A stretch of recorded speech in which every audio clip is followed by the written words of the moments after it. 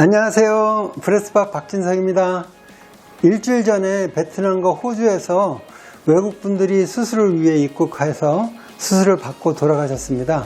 베트남에서 오신 분은 저에 대하여 아주 많은 것을 알고 있어서 저도 아주 깜짝 놀랐습니다.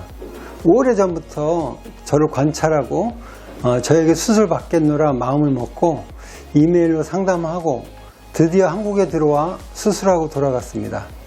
이분도 외국에서 오시는 다른 환자들과 같이 저에게 가장 궁금해하는 것이 저의 염증 환자 비율이었습니다. 오늘은 그 일에 대해 말씀드리려고 합니다. 일전에 말씀드렸던 10여 년 전에 수술받은 한국계 캐나다 여성이 어떤 포럼이라는 큰 커뮤니티에 자신이 경험한 저에 관한 일을 올린 후에 영어문화권 외국인 환자가 생겼다고 했었죠. 외국에서 이메일로 상담하고 직접 들어와서 수술 받으시는 분들이 한 분 한 분 생길 무렵이었습니다. 크리스마스 휴가 기간에 한국에 들어와서 수술 받으시려는 남미계 캐나다인이 계셨습니다. 나중에 안 사실이지만 이분도 그 포럼에서 저에 대해 듣고 이메일로 상담을 주고받은 후에 저에게 와서 수술을 받으셨습니다. 한국에 대해 전혀 모르고 한국도 처음 방문이었기에 뭘 먹고 지내는지 우리 부부가 좀 걱정이 되었습니다. 그래서 저와 제 아내는 특별한 일이 없으면 저녁에 환자를 데려다 밥을 사주었습니다.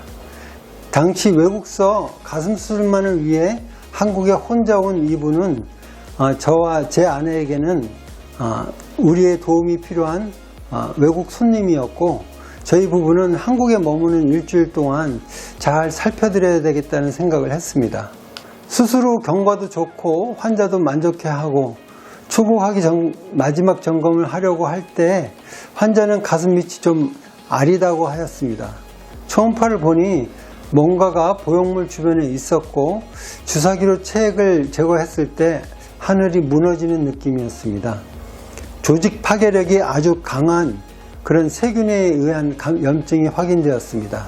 겨드랑이로 절개하여 보형물을 넣었는데 겨드랑이로 보형물을 제거했다가는 이 파괴력 강한 세균의 염증이 쉽게 잡히지 않을 수도 있으며 이런 염증이 오래가면 단순한 미용적인 문제가 아니라 생명에도 문제가 될 수 있다는 판단이 들었습니다.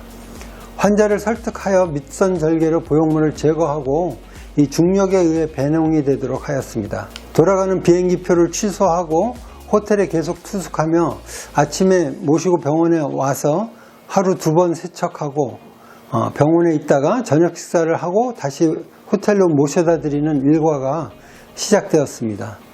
염증은 잡혀갔지만 마음이 여린 환자분의 우울감이 여러 가지를 걱정스럽게 하여 병원에 있는 동안에 방문을 수시로 열어서 체크하곤 하였습니다. 주로 컴퓨터나 전화로 하소연하는 것을 보고 주로 누구와 통화하는지 물어보니 결혼한 언니라고 하였습니다. 혹시 언니가 한국에 입국할 수 있는가 물었는데 가능하다고 하여서 비행기표를 사주고 언니와 함께 있도록 하였습니다. 언니가 들어온 이후에는 급격히 안정감을 찾았고 2주 정도 치료 후 상태가 좋아져서 캐나다로 귀국하였습니다. 몇 달 정도 시간이 지난 후부터 그전보다 더 많은 외국인들이 이메일로 상담하였고 수술을 위해 저를 찾는 분들도 늘어났습니다. 그런데 하나같이 저의 염증률을 궁금해했습니다.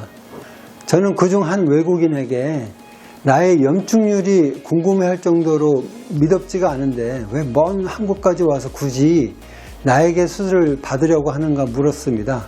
그러자 그분 답변은 염증 났던 그 캐나다 여성이 우리 병원에 있을 때 실시간으로 자기의 상황과 감정을 그 포럼에 올렸고 많은 사람들의 위로가 댓글로 달렸답니다.